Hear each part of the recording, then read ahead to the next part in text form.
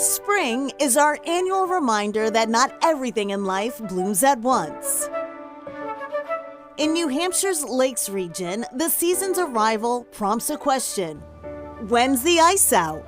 An ice out is a ritual that a lot of people in this area really look forward to. Lake Winnipesaukee has to be ice-free. It's the rites of spring. Pilot Dave Emerson owns Emerson Aviation in Guilford, founded by his father nearly 50 years ago. Every spring since 1979, Emerson has flown over Lake Winnipesaukee to check the ice melt. If all is clear, the MS Mount Washington can begin its season. It depends on the type of spring weather we have and how many sunny versus rainy days we have. Rain and wind will erode the ice quicker than the sun.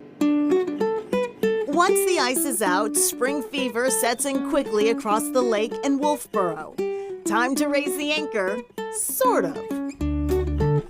Rule number one is have fun, and that's what we're all about. This regatta is, upon closer inspection, a miniature one. B.B. Wright is a member of the Back Bay Skippers Model Yacht Club. I built 2 Solings and I raced for 4 years. I guess the joy of it for me is just learning about it, and the group here is wonderful. Mark Whitehead is the club's president or commodore. Club members build their own boats and set sail on Lake Winnipesaukee in spring as soon as they can. It does take a lot of practice to be good at it. There's 30 classes of boats in the American Model Yacht Association. We sail 2 classes. We sail a Soling and a US 12. This controls the sails and this controls the rudder. The goal? To race as fast as possible, of course. We have a championship at the end of the season, give out awards, and I'm usually 6th. But that's okay, he says. For Whitehead and his friends, small boats always make a big splash. Keeps us young, absolutely. Most of Wolfeboro is in repose in early spring, but roadside attractions are signs of what's to come. Flower boxes are blooming, hiking trails are spruced up. These volunteers are committed to putting a particular part of the region on the map. Cotton Valley. Resident Noreen McDonald. Up the road about a mile is the Cotton Tavern that was built in the 1700s.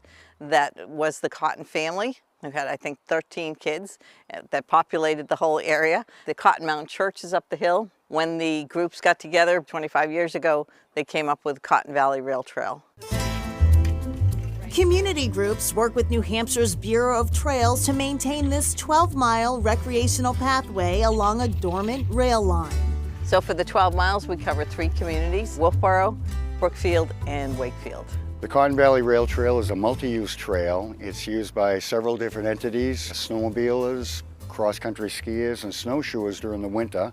And we have bicyclists, joggers, walkers, and rail cars during the summer. I'm pretty impressed with the cutting from last fall. It looks Bruce like Stewart heads up Cotton Valley's Rail Car Club, while McDonald runs the Rail Trail Committee.